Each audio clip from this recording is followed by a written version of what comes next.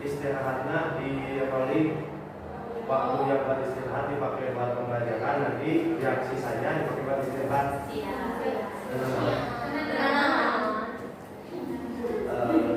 Bismillahirrahmanirrahim. Assalamualaikum warahmatullahi wabarakatuh. Waalaikumsalam warahmatullahi wabarakatuh. Mas sehat? Alhamdulillah luar biasa. Allahu Akbar. Alhamdulillahnya pada kesempatan kali ini, pada pagi yang cerah ini, kita bisa melaksanakan thalaqul ilmi.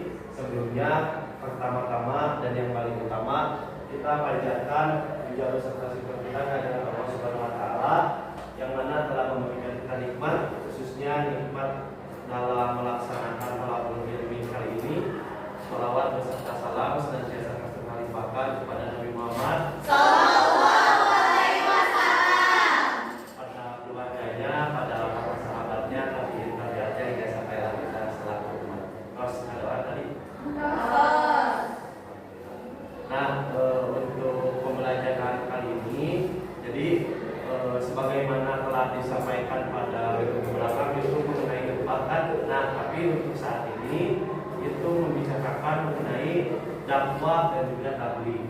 Nah, sebelum lanjut, misalnya teman-teman kan sudah disampaikan nih mengenai khutbah pada minggu belakang. Langsung aja atau langsung aja. Nah, khutbah.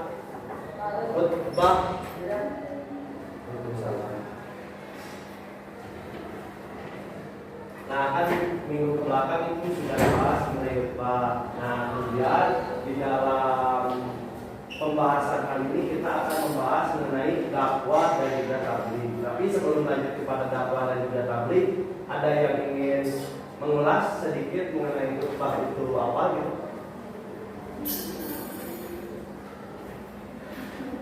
Ada? Apa? Gimana? Khutbah.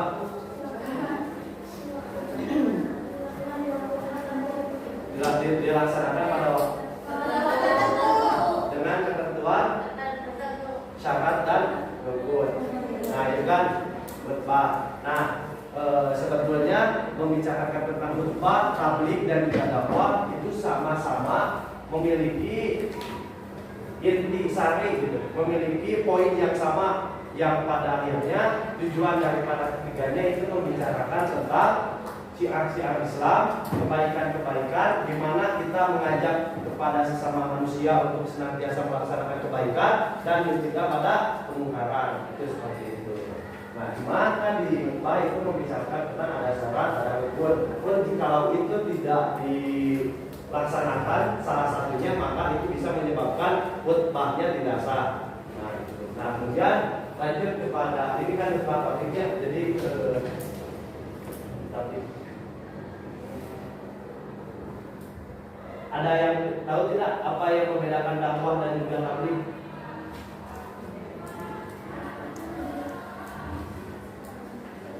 Coba. Apa? Ada? Tadi ada? Ada? Kamu binda? Dia ada binda? Iya, tadi. Dakwah sama tabligh. Ya. Kalau dakwah itu menyampaikan supaya itu mengajak baik secara lisan maupun tindakan. Kalau tabligh hanya menyampaikan. Nah, Bapak mau ngasih contoh, nanti kalian menganalisis ini adalah bagian daripada dakwah atau tabligh. Nah, jadi ketika melihat daripada cerita pada saat itu Nabi Muhammad SAW di suatu pasar hiduplah seseorang pengemis yang buta. Nah, kemudian pengemis yang buta ini karena dia tidak melihat, tidak pernah bertemu langsung, tidak melihat secara tatap muka dengan Nabi Muhammad SAW, yang pada akhirnya ada seseorang yang intervensi komporan gitu kan. Komporan Nabi Muhammad adalah seseorang yang memang jelek gitu ya, kata pandangan pengemis buta. Itu. Sehingga pada setiap harinya pengemis buta itu senantiasa mengedumel membicarakan bahwasanya Nabi Muhammad itu adalah seseorang yang tidak baik, tidak memiliki arah yang baik dan lain sebagainya seperti itu. Karena ada kotoran daripada orang lain itu. Nah kemudian di sisi lain si pengemis buta itu senantiasa disuapin oleh Rasulullah SAW. Jadi ketika pengemis buta itu senantiasa ngedumalnya apa ngedumel teh? Dari jaksa misalnya ngedumel ngomelnya ngobrol gitu. Misal Risma biar Risma benar. Nah misal Rizka atau Noviata misal ya betul-betul adalah seorang pengemis butanya senantiasa ngobrol kanjeng Nabi, tapi kanjeng Nabi kan senantiasa ngawapan ketika pengemis buta adu lagi kanjeng Nabi kan senantiasa nyuapin untuk keberlangsungan hidup. Hingga pada akhirnya pada saat Rasulullah SAW itu wafat, pengemis buta itu digantikan yang nyuapinya oleh sahabat Nabi siapa? Abu Bakar. Karena kebiasaan yang dilakukan oleh Nabi Muhammad, si pengemis buta tidak tahu yang nyuapinya itu Nabi Muhammad. Pun ketika Nabi Muhammad meninggal, Abu Bakar yang menjadi pengganti. Nah, diwakilkan Abu Bakar saja sebagai sosok pengganti daripada Nabi Muhammad, pengemis buta yang senantiasa disuapin. Karena emang suami atau selama kebiasaan menyuapin eta, si pengemis buta bisa membedakan mana yang dilakukan ataupun yang senantiasa menyuapin. Dia macam Sunda namanya. Nah, dia mau baca asa beda gitu, asa-asa gitu kan. Ada biasanya aku kanjeng Nabi tadi mengakalima di lembut di gitu kan ya jangan lembut. Pasti kanjeng ku Sayyidina Abu Bakar. Jangan benten rasa daripada suapannya itu teh, hingga pada akhirnya pengemis buta itu nah ieu mah asa benten, nah ieu mah asa beda adalah wapan teh kejadian yang biasa. Aya Sayyidina Abu Bakar diwaktaskeun muhun ya ulan anu sok senantiasa diwapin anjeun mah eta adalah Nabi Muhammad. Ayeuna Nabi Muhammad naroskeun teukeun maka diroskeun ku abi Sayyidina Abu Bakar kumaha pandangan dina pengemis buta eta. Anu awalna sok ngedumel, anu awalna sok mencaci maki karena tidak baik Nabi Muhammad, dia menangis dan kemudian dia menjadi masuk Islam gitu ya. Nah, itu kan salah satu contoh yang memang dilaksanakan melalui nama Nabi Muhammad.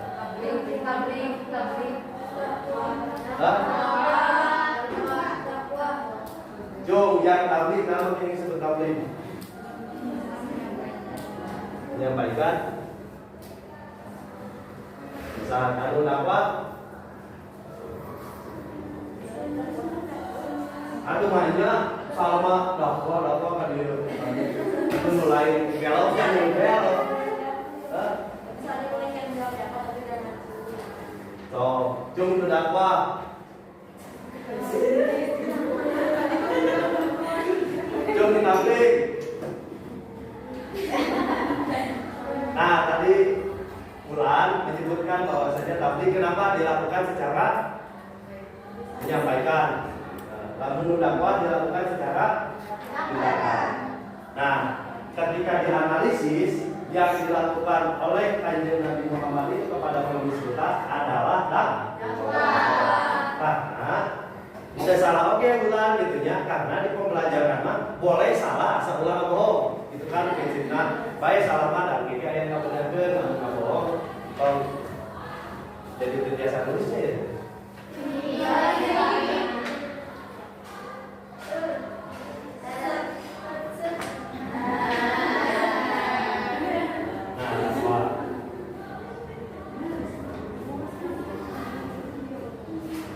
Secara sederhana mengajak yang dilakukan secara lisan atau perbuatan.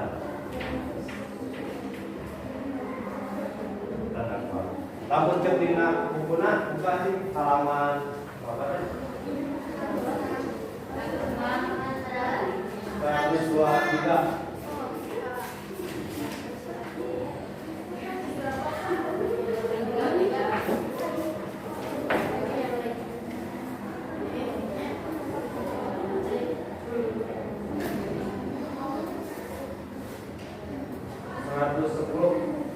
Dakwah secara bahasa kan jom lu di belakang kalian.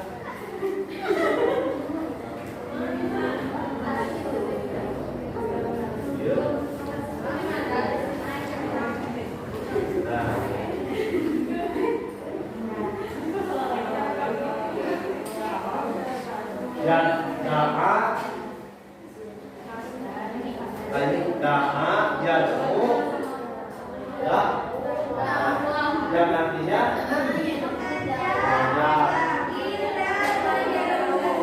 mengajak, memanggil dan itu secara kalau secara istilahnya mengajak kepada kebaikan, sederhananya gini, yang memang dilakukan secara lisan maupun perbuatan. Nah itu pahami dulu secara pengertian daripada dakwah ini. Nah kemudian lanjut kepada tabligh. Mengambil tabligh, ada yang bisa menyebutkan contohnya tabligh atau menyebutkan secara definisi terlebih dahulu?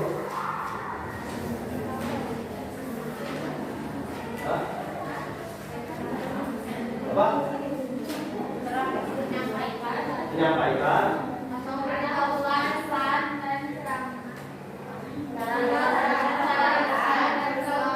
Lisan.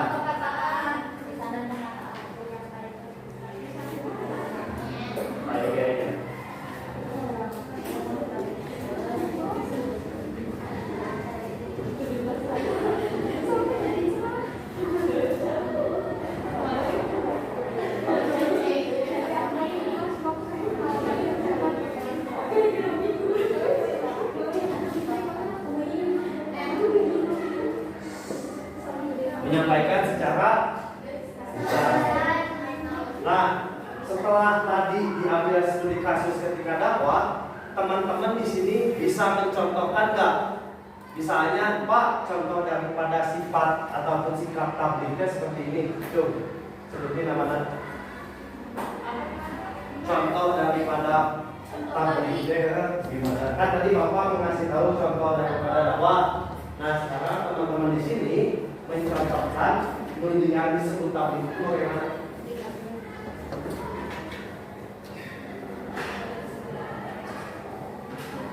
Dia yang disebut tabligh gimana dia? Contoh.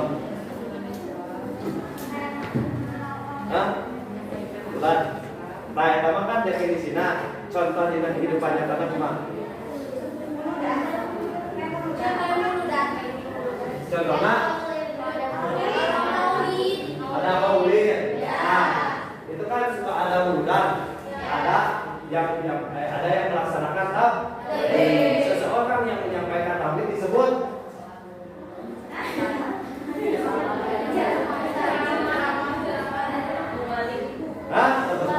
khutbah. Kalau khutbah yang menyampaikan khutbahnya yaitu khatib, kalau tabligh yang menyampaikan daripada tablighnya adalah mubaligh. Menyampaikan secara lisan. Contoh daripada tabligh ini ketika dilaksanakan pada mulut dan yaitu memperingati hari lahir Rasulullah dan lain sebagainya. Jadi antara dakwah dan tabligh ini tidak ada keterikatan baik waktu, syarat, rukun dan lain sebagainya. Beda hal dengan khutbah.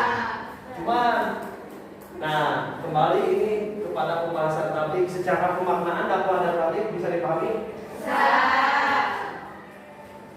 Sekarang kepada tabligh. Ini secara pengertian.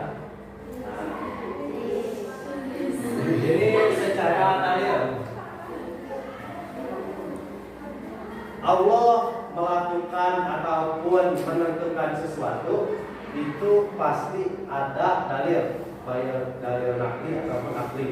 Nah, ketika di sana untuk melaksanakan tabligh ini dalil dalam Al-Qur'an Quran surat Al-Ahzab ayat 30.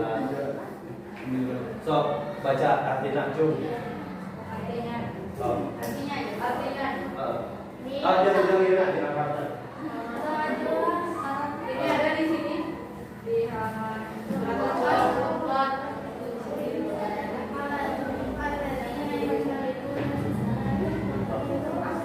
Ya.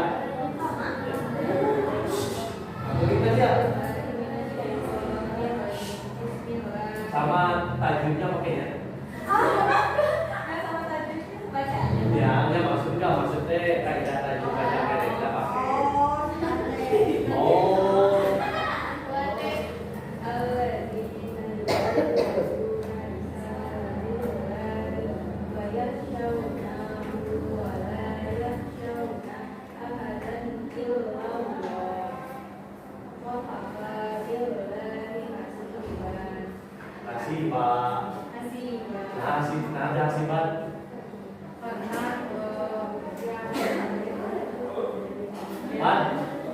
Wan, kalau tadi patah di akhir kalimat ya, jadi hasibah, hasibah. Artinya yaitu orang-orang yang menyampaikan risalah Allah, para rasul yang menyampaikan syariat Allah kepada manusia. Mereka takut kepadanya dan tidak merasa takut kepada siapapun selain kepada Allah dan cukuplah sebagai pembuat perhitungan. Itu misal di sini teman-teman baik melaksanakan tabligh ataupun dakwah. Nah, kalian ingin mengalami gitu ya. Di sana di luar daripada teman sekolah, teman-teman kalian ada yang nanya, nama ingin melakukan tabligh atau dakwah, teman-teman bisa yang menjadi jawaban teman-teman karena sudah disarankan oleh Allah Subhanahu wa taala dalam Quran surat Al-Ahzab ayat 30. Itu dalil. Nah, lanjut. Ini ketentuan tabligh. Secara hukum dan syarat dalam tabligh itu tidak ada. Misal tablighnya kudu di jam 15 malam, itu kan ada sama nanti intinya sholat malam di waktu dulu langsung melaksanakan sholat malam. Nah, kalau di tabligh ini tidak ada hukum dan syarat, tapi ada ketentuan yang memang harus dilaksanakan oleh seorang mubaligh. Misal bunda misalnya ya, anu di jalanan itu menjadi seorang mubaligh dalam kegiatan murudan. Elok tidak? Elok tidak? Yang di jalan, ada yang mama, kurang baik ya, kurang tepat. Nah, jadi seorang mubaligh ini harus memiliki ketentuan dan yang ketika pelaksananya itu bagaimana. Yang pertama, tablighnya itu dilaksanakan oleh seorang mubaligh dilakukan dengan cara yang sopan, lemah lembut, tidak kasar dan tidak merusak. Terusnya jadi tidak merusak. Maksudnya baik, jadi merusak di sini pemaknaannya luas gitu ya. Bisa merusak secara pemahaman ataupun merusak secara kesatuan. Nah, ayeuna merusak secara pemahaman. Yang jelas-jelas membicarakan tentang sholat subuh itu tentu kan ya, misal ayat kunut gitu ya. Kan ada yang memakai kunut, ada yang tidak. Karena seorang mubaligh itu memakai kunut, dia menjelek-jelekan anu kunut mah bid'ah, tidak ada dari Nabi misalnya. Nah, itu salah satu merusak daripada pemahaman. Jadi memaksakan pemahaman dia itu bisa diterima oleh orang lain. Kalau kesatuan itu merusak secara perpecahan yang tadi itu masukkan, yang pada akhirnya antara kunut itu tidak satu gitu. Tidak satu. Padahal berbicara itu mah cuma berbicara tentang umumnya gitu, bikin buat dan ngomongin ketauhidan kan sama kepada Allah Subhanahu wa taala. Nah, itu yang disebut tidak merusak. Nah, yang sopan, lemah lembut dan tidak kasar. Nah, jelas ininya yang senantiasa harus dilaksanakan oleh seorang mubalik. Sopan, lemah lembut, tidak masalah. Nah, yang kedua, menggunakan bahasa yang mudah dimengerti oleh jemaah. Ada apa maksudnya? Paham? Ambil studi kasus di lapangan. Ketika seorang kiai bersama seorang kiai ataupun mubalik bersama mubalik berbicara bahasa Arab, cocok tuh? Cocok karena dia saling menguasai, beriaman, ya, saling paham. Tapi ketika ayat tabligh memakai bahasa Arab kepada seorang petani yang memang tidak paham terhadap bahasa Arab, bisa dipahami uang? Tidak. Itu salah satu contohnya begitu. Buat bahasa-bahasa dalam penyampaikannya, jangan menggunakan bahasa-bahasa yang memang itu jangan didengar oleh masyarakat. Gitu. Misal istilah-istilah kata-kata yang memang tidak sesuai dengan makna nanti kudu misal ayat kata-kata anu kudu makna nanti kudu langsung hadir cuma dibeli deula. Nah, kita sedikit menyulitkan pemahaman masyarakat dengan apa yang telah disampaikan oleh seorang mubalik. Kemudian yang ketiga, mengedepankan musyawarah dan berdiskusi untuk memperoleh kesepakatan bersama. Namun di nada dakwah mah yang debatnya ya dapat saya rasakan ya. Mengedepankan musyawarah dan berdiskusi untuk memperoleh kesepakatan bersama. Kenapa seorang mubalik itu ketika dalam pelaksanaan suka ada lempar jawaban? Di sini pemahaman daripada jemaahnya ada yang kurang dipahami ataupun masih ada yang ingin ditanyakan mengenai materi yang disampaikan. Bisa membahas mengenai Isra Mi'raj ketika Nabi Muhammad ke masuk ke yang ada di sana itu yang kayak teman-teman lanjut. Yang keempat, materi yang disampaikan harus mempunyai rujukan yang luas dan jelas sebelumnya. Nah, ini tadi salah satu saya contohkan ketika Allah menyuruh sesuatu kan ada dalil, ada hadis, ada ijma, ada qiyas misalnya. Nah, kemudian seorang mubalik ketika melaksanakan penyampaian jemaah sholat Jumat wajib bagi seorang laki-laki. Nah, di sisi lain ada dalil yang menyebutkan misalnya ya ayyuhalladzina amanu idza nudiya sholat Jumat tadinya ya. Nah, itu salah satu daripada dalil. Jadi harus senantiasa ada menunjukkan dalil hadis Jumat dalam qiyas. Kemudian yang kelima disampaikan dengan penuh keikhlasan dan kesabaran sejalan dengan situasi dan kondisi masyarakat yang masuk aspek psikologis dan sosiologis partai jemaah. Karena ada sok aya jenanya betul-betul anu di mubalik teh dongkap teh karena memang aya artis 20 juta, 10 juta misalnya teh. Kata ikhlas itu emang sahan apa ngomongkeun ikhlas teh jelema bisa nebak di dia? Tidak. Ya satu kali saya bilang asipakan Ilmiah begitu ya kali itu mereka apa-apa.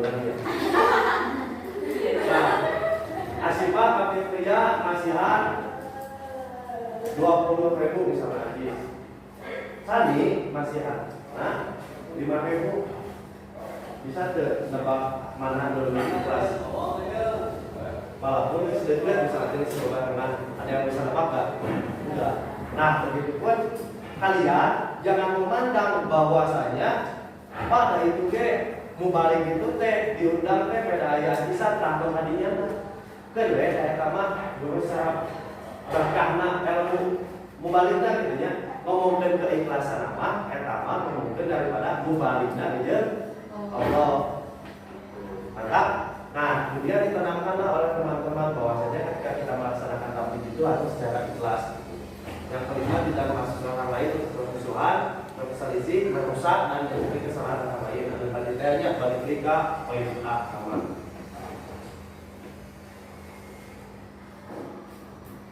Nah, ini tata cara tabligh. Tahu yang disebut asabiqun al-awwalun? Asal terus disampaikan. asal tauhid.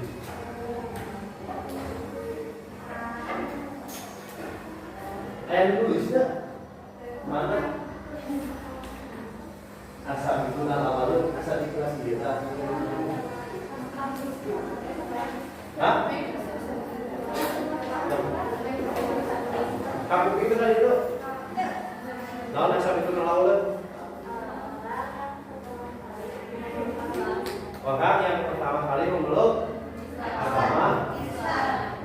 Jadi pada saat itu Rasulullah SAW baik melaksanakan tabligh ataupun dakwah, beliau menyampaikannya bukan secara langsung kepada jemaah Saudi Arabia pada saat itu tidak, tetapi beliau melaksanakan penyebaran agama Islamnya itu kepada orang-orang terdahulu, terdekat, baik kerabat, keluarga ataupun sahabatnya. Lamun ayeuna misalnya ditarik kepada kondisi saat ini, maka teman-teman di sini sebelum mengajak kepada yang jauh, maka yang harus dibenahi adalah diri sendiri, kemudian minimal teman dan juga keluarga. Itunya mengikut daripada apa yang dilakukan oleh Nabi Muhammad SAW. Kan ini mengajak orang terdekat terlebih dahulu menuju kepada muslim yang menyatu antara kata dan perbuatan. Nah, ini ada dua kata gitu ya, kata dan perbuatan. Seorang mubalik itu antara kata dan perbuatannya itu harus sesuai. Ketika mubalik menyebutkan bahwasanya faidah daripada sholat tahajud ini seperti A, seperti B, seperti C, maka yang harus senantiasa dilakukan mubalik terlebih dahulu adalah melaksanakan sholat tahajud adalah, gitu ya. Kemudian yang kedua, dekati pihak lain sesuai kapasitas ilmu dan martabatnya. Jadi pendekatan secara ilmu ya. Yang ketiga, mengajak diri dan pihak lain untuk saling membantu agar tabligh dapat terlaksana dengan baik, bertahap, berkesinambungan, menjangkau semua lapisan masyarakat, serta adanya segmen tabligh yang jelas antara kembali satu dengan yang lain sehingga semua lapisan masyarakat benar-benar sesama tabligh. Nah, ini semua unsur terlibat ketika melaksanakan tabligh seperti halnya ketika melaksanakan bulan, ada yang menyiapkan makanan, ada yang menyiapkan tempat dan lain sebagainya untuk terlaksananya tabligh dengan baik. Nah, untuk tabligh seperti itu ada yang ditanyakan nggak sebelum lanjut pada dakwah?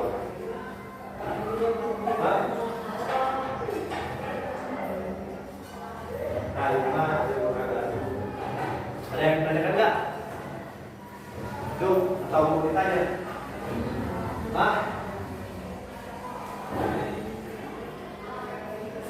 Kok ada bertanya?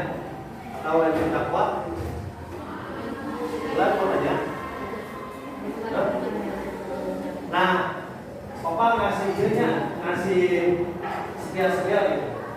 Ketika kalian ada yang ingin ditanyakan, jangan terpaku kepada tekstual buku. Misalnya ada yang ingin ditanyakan, bacaan dalam buku, dan sudah dipahami. Tapi alangkah lebih baiknya teman-teman di sini ketika bertanya itu direlevansikan dengan kehidupan nyata.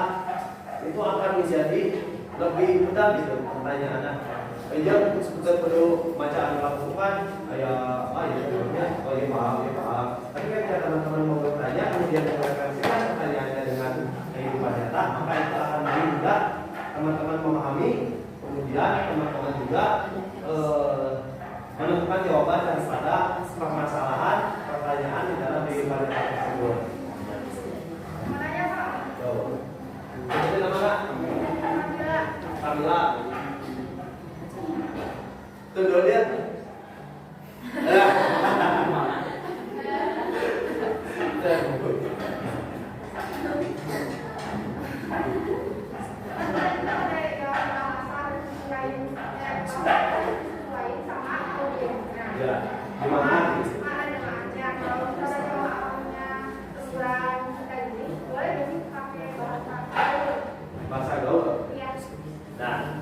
Kita lihat daripada ustaz-ustaz yang memang mengikuti ini intinya banyak yang memang habis di sana ataupun apapun itu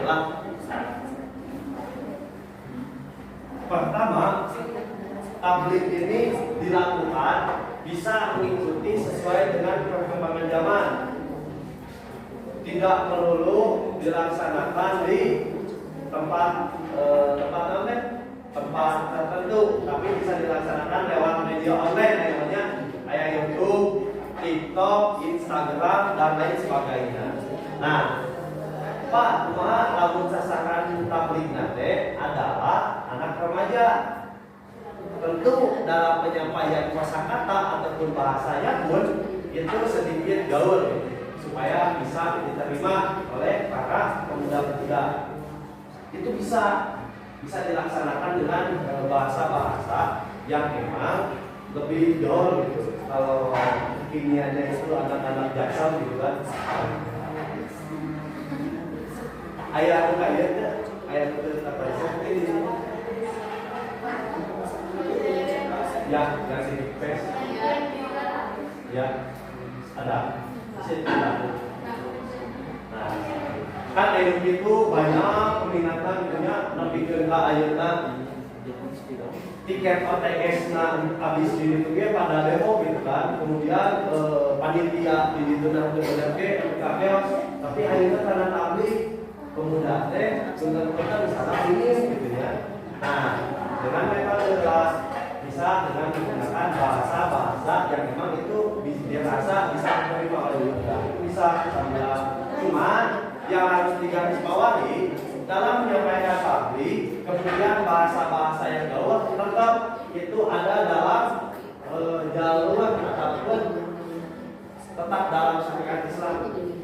Misal jangan sampailah ketika tablik misalnya menggunakan bahasa anjing coplok misalnya, cuma tidak elok isinya nyebut anjing jelema kan tidak elok kan, itu di luar daripada syariat Islam. Tapi kalau misalnya gue kemudian menggunakan kata-kata yang memang kuat, nah namun kan dia menggunakan media sosial ya, misal kutipan daripada seorang muballigh di SWD kita. Nah itu kan salah satu daripada dakwah gitu ya. Cuman ketika melakukan share di sosial media pun itu harus senantiasa diorganisasi. Banyak jalan lah menuju Roma gitu. Maaf, ada lagi? Tapi dosa misalnya yang selama itu misalnya tapi kasar, terus suka ngomongnya dewasa. Dosanya tuh yang intinya gitu. Gimana? Kan suka ada suka ada yang ngomongnya kasar. Adanya? Iya kadang ngomongnya tuh yang dewasa. Dosanya Gini ya.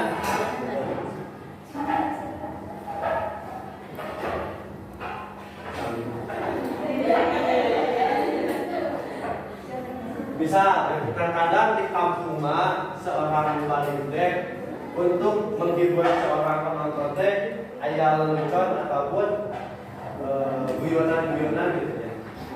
Kadang lebih kepada sensitif gitu. Nah, kalau menurut ketentuan tablik itu apanya jelas tidak sesuai gitu.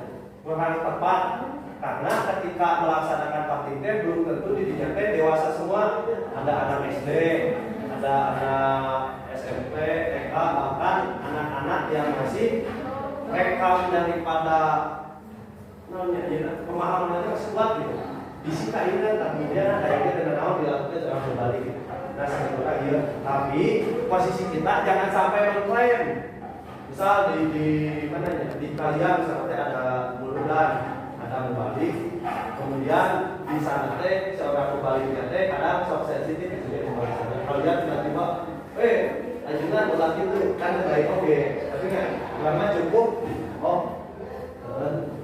doanya ambil yang baiknya, tinggalkan yang tetap itu prinsipnya. Paham? Sebelum dakwah satu lagi, nggak sama. Ada lagi nggak sebelum dakwah? Tentunya.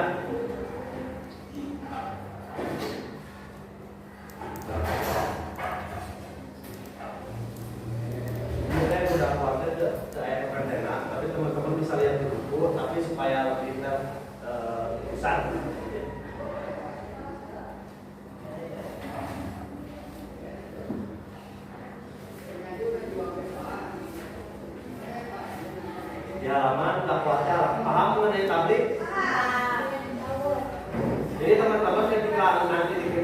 nyata di lingkungan sekitar sudah bisa mengajarkan.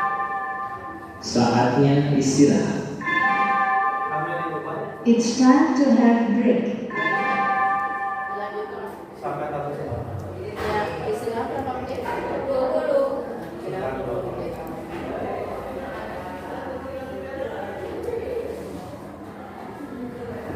Lama ya?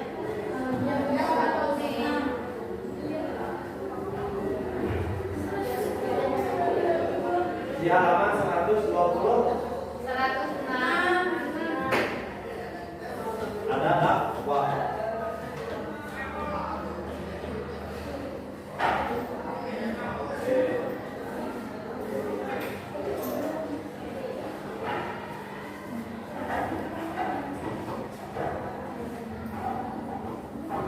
Nah, ini kan ada dakwanya. Tadi secara pemaknaan, secara definisi, kemudian secara arti, dakwah kan sudah diulas. Apa sih yang disebut dakwah teh? Secara makna berasal dari kata da'a, kemudian dah, yang artinya apa?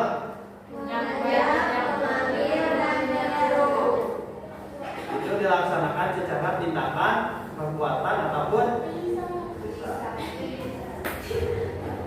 teman-teman, Bapak pengen teman-teman 2 orang mengambil studi kasus di lapangan daripada dakwah. Teman-teman kasih contoh dakwah. Kan tadi mah tabligh kok yang udah. Tadi Bapak contohkan dakwah yang dilakukan oleh Rasulullah. Nah, kemudian di kehidupan nyata, dakwah yang dilakukan secara nyata yang dilihat oleh teman-teman itu bagaimana?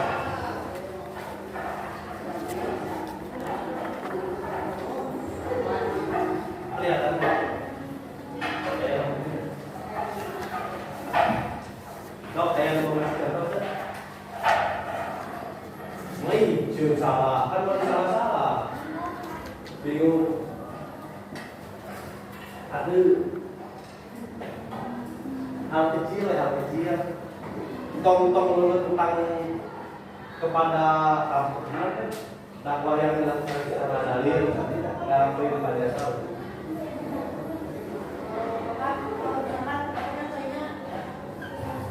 Ya, boleh dicoba dari sini. Pak Bipin tadi ya? Iya, saatnya yang jelas ke Bipin. Aku tahu.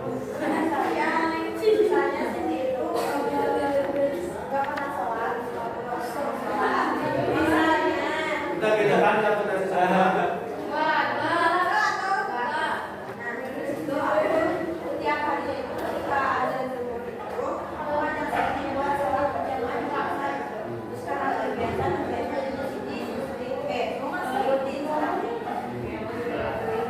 Sandi mengasih contoh dakwahnya itu dilakukan secara lisan dan juga sekaligus perbuatan gitu ya, langsung dua-duanya. Secara lisan mengajak bahwasana sindinya teh ayo orang melaksanakan sholat malam sini dah bersyukur.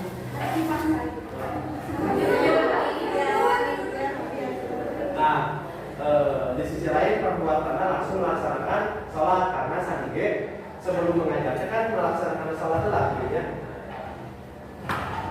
Dakwah. Nah, yang lain kayak itu selain daripada sholat.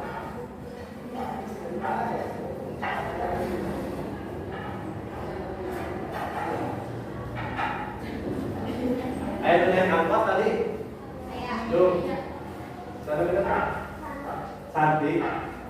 Bumi dari mana? Di sana. Sudah jangan kerjatina luar. Apa lagu dah?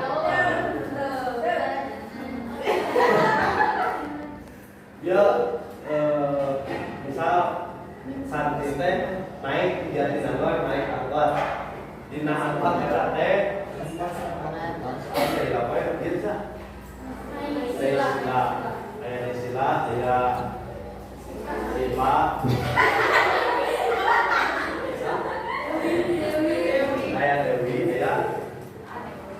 Adetika. Nah, angkot, banyak contoh deh ya, contoh tidak apa supaya teman-teman kayak di kehidupan nyata bisa gitu ya bisa. Adetika teh salat dompet tapi tinggalin misalnya teh. Nah, maka saat itu teh atau saya kalau aja selabi tapi kerjanya lebihan. Tidak ada begitu. Tidak, saat itu teh ada kita biasanya ngambil babi, babinya di dalam misalnya. Jadi ya, bahwa kemudian naik silat teh, kakak tuh tanya teh, kakak tuh tanya kemudian, dengan santrinya bagus kemudian. Nah, ketika santri misalnya tadi di sekolah itu bawa sarapan, maka naik silat kasih. Nah, tidak kan? Nah, itu yang dilakukan secara apa? Nah, naik silat ngabang dia karena melihat santri awalnya baik kepada adik kita, gitu kan? Itu salah satu daripada cara dakwah. Pun banyak setiap tindakan saja yang dilakukan itu teman-teman untuk diniatkan dengan menyampaikan kebaikan, khususnya menyebarkan agama Islam. Dakwah yang memang dilakukan oleh teman-teman. Jadi dakwah kan terkapur gitu ya. Nah, ini dalilnya dalam tadi dinabut tabligh dan nanti Quran surat Al-Ahzab ayat 39, maka di dalam dakwah yang menjadi dalilnya Al-Imran ayat 100 bacakan.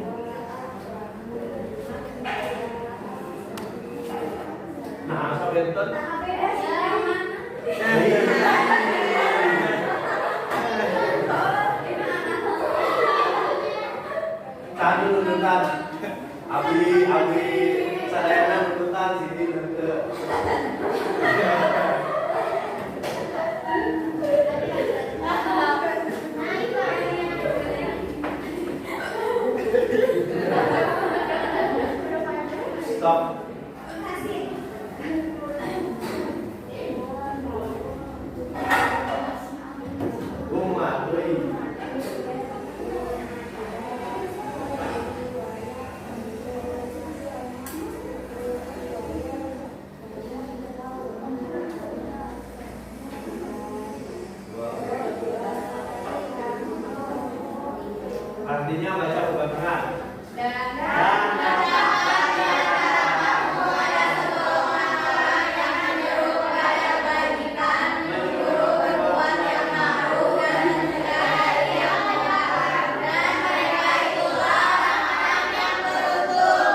Sebetulnya tidak beda jauh gitu ya sama dalil yang tabligh karena keduanya sama-sama menyampaikan isi pesannya yaitu mengajak kepada kebaikan untuk senantiasa berpegang teguh dan takwa kepada Allah.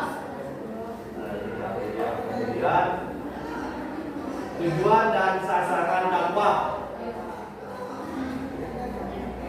Sasaran dakwah teh sasaran makan ini lebih kepada tujuannya kalau di buku memberi semangat kepada manusia kan lebih kepada tujuan gitu ya. Sasaran dakwah mah justru sesama umat manusia. Jadi dakwah mah bisa dilakukan oke kepada non Islam. Ya, pada non Islam itu kan juga bahwa mungkin karena di dalam penyampaian di sana pasti ada dalil, ada hadis dan lain sebagainya. Tapi kalau dakwah kan bisa dilakukan secara tindakan. Nah, bisa dilakukan kepada non Islam. Siapa tahu misalnya mafia misalnya melaksanakan suatu dakwah yang dilakukan secara perbuatan mengandung seorang non Islam untuk masuk Islam kan misalnya tindak perbuatan tidak salatnya di dalam sholat teh ketika rukuk teh kasihan teh terhadap kesehatan badan teh A, B, C, D kan bisa ya. Nah itu tidak ada. Kemudian mengubah jalan hidup yang baik menjadi baik jelasnya. Tujuan dakwah beriman kepada Allah menjadikan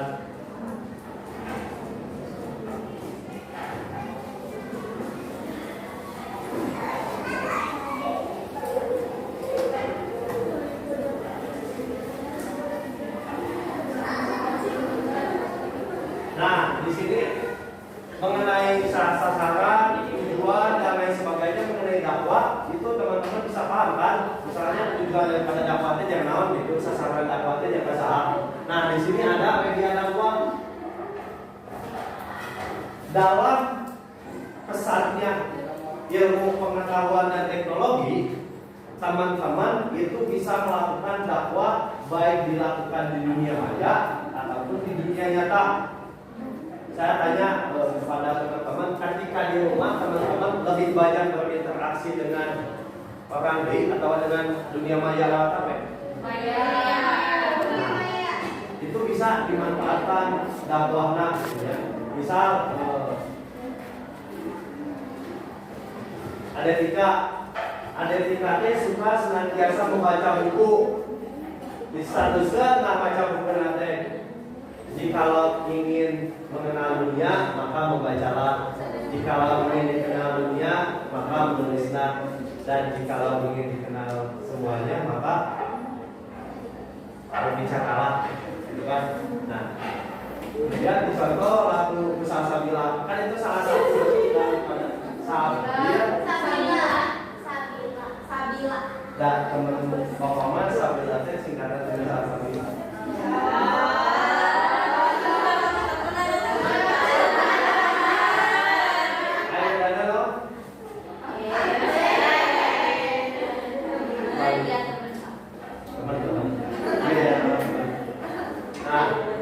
Misal kalau membaca buku di juga teman-teman sekelas itu termotivasi karena ketika Adetika berbicara di depan, wah Adetika madep.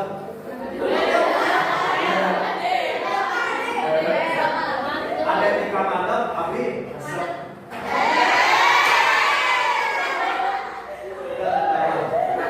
itu maksudnya agak kesadaran. Paling SBT kata maksudnya.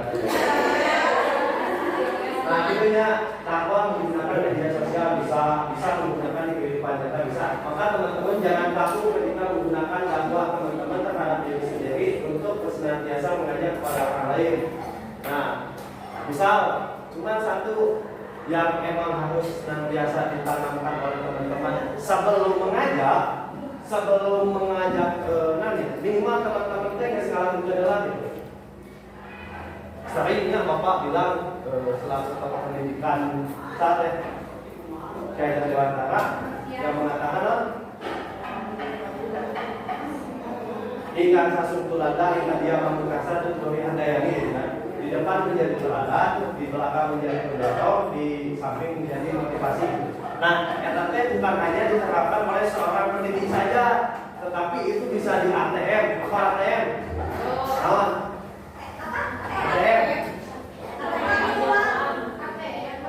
Hadis di bawah lain amati tiru modifikasi.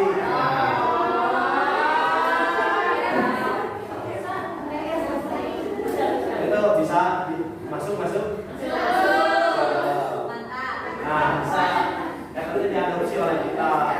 Oh ketika di depannya kita kudu menjadi contoh, di belakang menjadi pendorong, di tengah jadi motivasi. Kata bisa dilakukan kepada teman kalian yang sekolah gitu. Kan minimal kan tadi ke Sani ngajakan sholat kasih Sani nafis sholat kan kamu Sani misalnya kita sholat kasih ngajak Sani nafis sholat itu ada tahu kan sudah asok ya zaman nabi itu sholat ini jangan menyampaikan bisa itu kita yang sudah biasa ditanamkan teman-teman harus membuat terlebih dahulu kebaikannya sebelum mengajak kepada yang lain. Nah, media dakwah luas.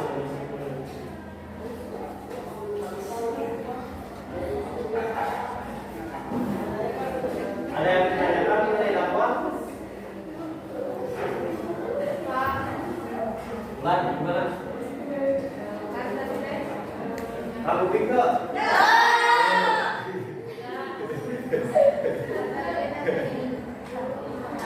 Ya, mau kamu nyobain bulan sama Kamila atau enggak? kan kalau gimana perbedaan Kamu pinggir?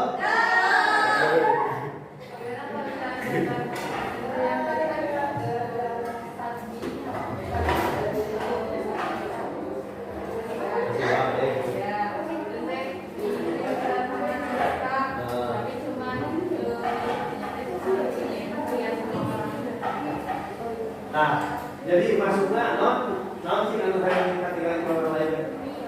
Iya. Iya. Pak, kumaha misalnya mulai melaksanakan dakwah teh hayang katingali kebaturan gitu ya. Misalnya ketahuan katingali kebaturan ge ketika hayang ngeunankeun si A ditahajudan gitu. Jadi itu sepertiga malam bisa.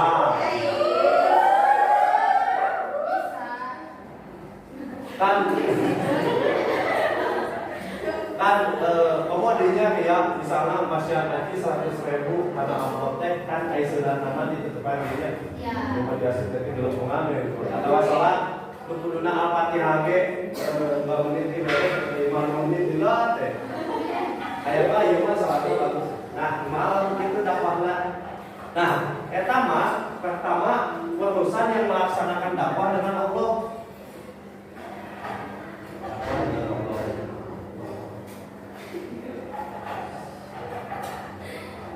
Sasaran dan tujuan.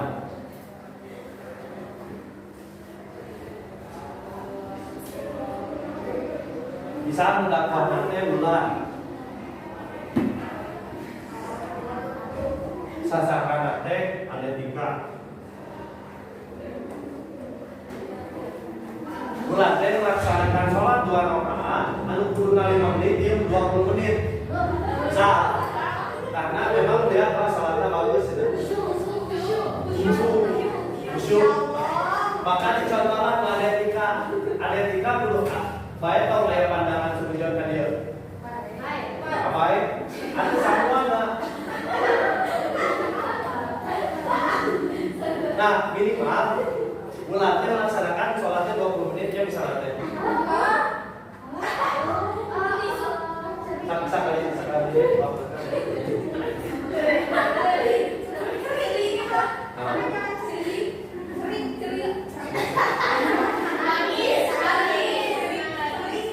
Ceri.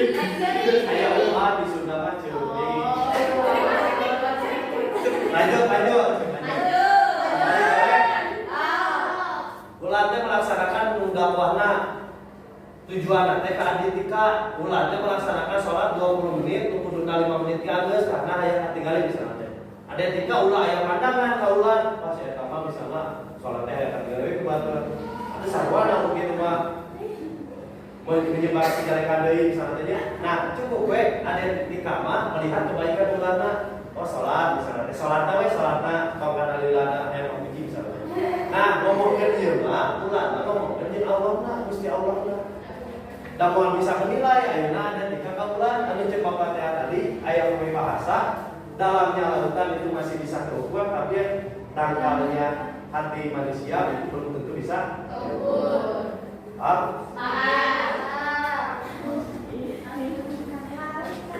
Hanya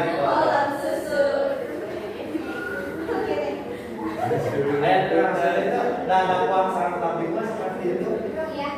Paham? Itu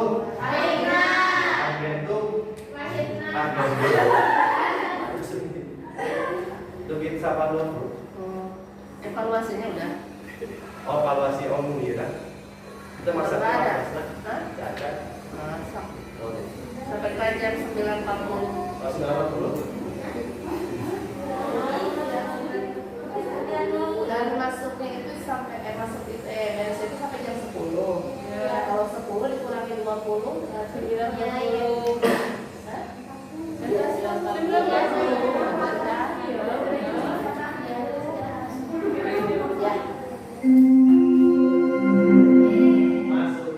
saatnya dimulai.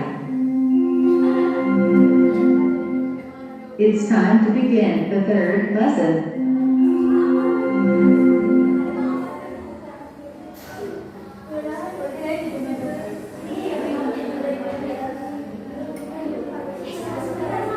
Nah, teman-teman kan untuk pembahasan penyampaian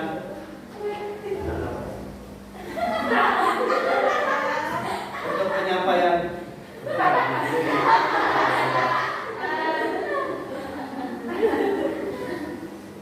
untuk penyampaian mengenai khutbah, dakwah dan juga tabligh kan itu sudah semua alhamdulillah bisa tersampaikan dalam 2 kali pertemuan. Yang pertama membahas mengenai khutbah dan yang kemudian saat ini membahas mengenai dakwah dan juga tabligh. Semoga teman-teman bisa paham. Paham.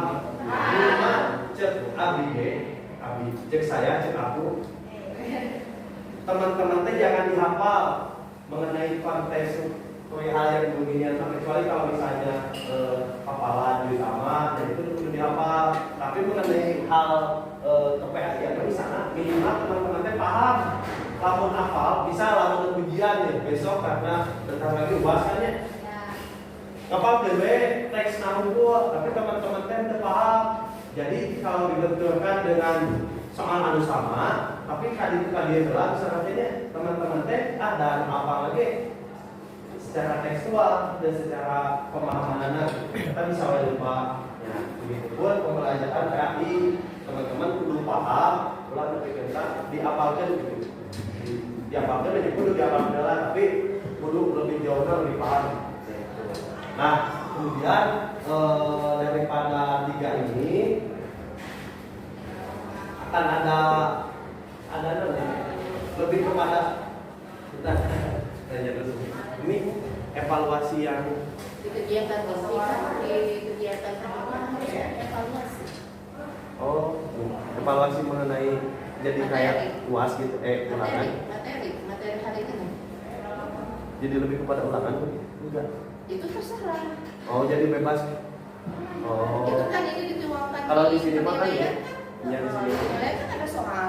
ya tidak apa aku jawab Aku jawab yang masih kena jawab. So, kalau tanya jawab, gimana terserah ya. Kalau nggak ada ya apa? nah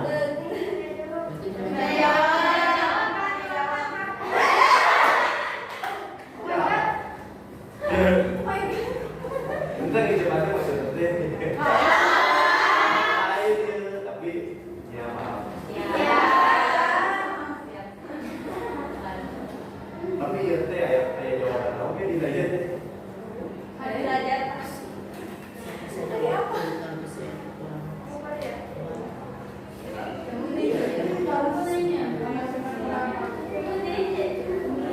nah iya jadi teman-teman jangan sampai terbawa arus oleh ya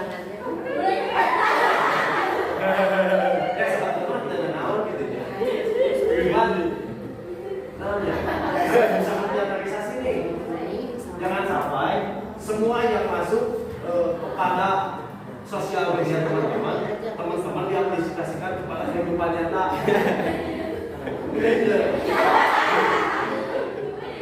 Kan kesal oke gitu ya mungkin kan terjaga kalau serius kemudian ya ngambek ke datuma gitu kita biasa apa tuh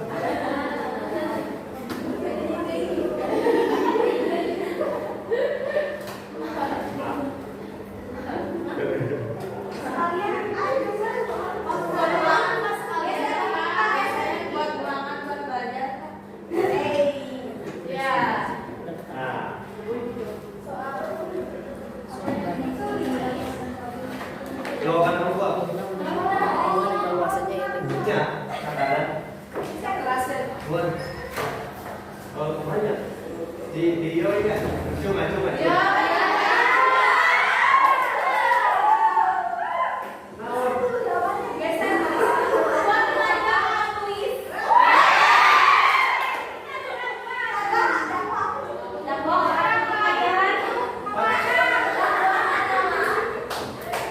Dia mah dibejalan teh, ulah apal tapi paham. Sebetulnya teman-teman teh paham dampaknya naon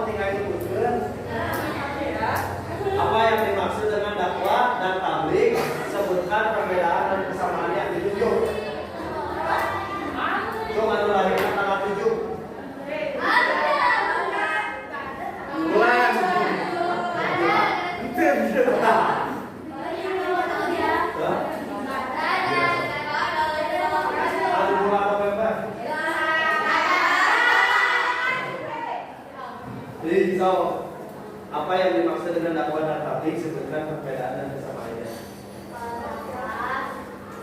Menyampaikannya teh secara Asal kalau kami puntennya dia itu terang saya. Nah, berapa itu teh? Pertama selanjutnya apa? Siapa dia? Iya. Nah, Alisa. Nah, itu kak. Salingnya budak di bawah ya, itu.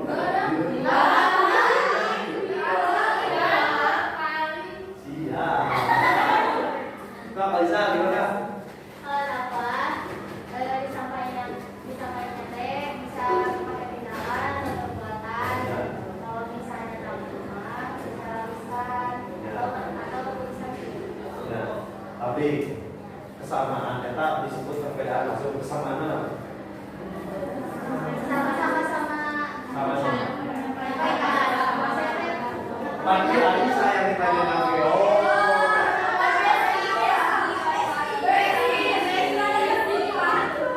Sama-sama mengajarkan. mengajar kepada sampai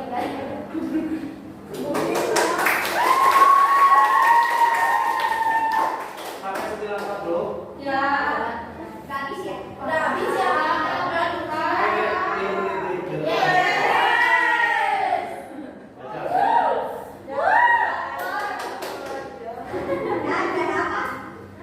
Dakwah dalam mengajak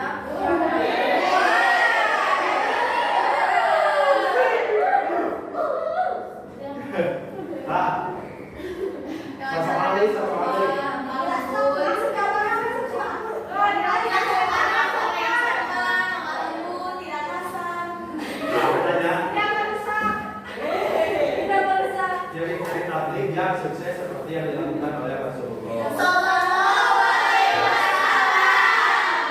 Apa cek Rasulullah jelema anu pendidik ketika disebutkeun nama kaula anjeunna henteu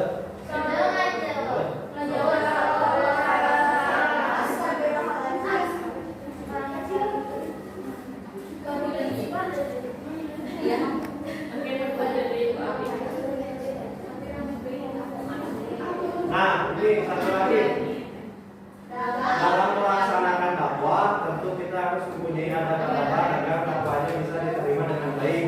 Di antara adab berdakwah yaitu ulang kok. dakwah dengan cara sabar. Iya. Jangan takut sama bulan. Saya jangan ngomong. Ya, Bu. Nah, Dakwah dengan cara hikmah yaitu ucapan yang jelas, tegas, dan jawab yang bijaksana. Kedua, dakwah menggunakan cara mau idhotul hasanah.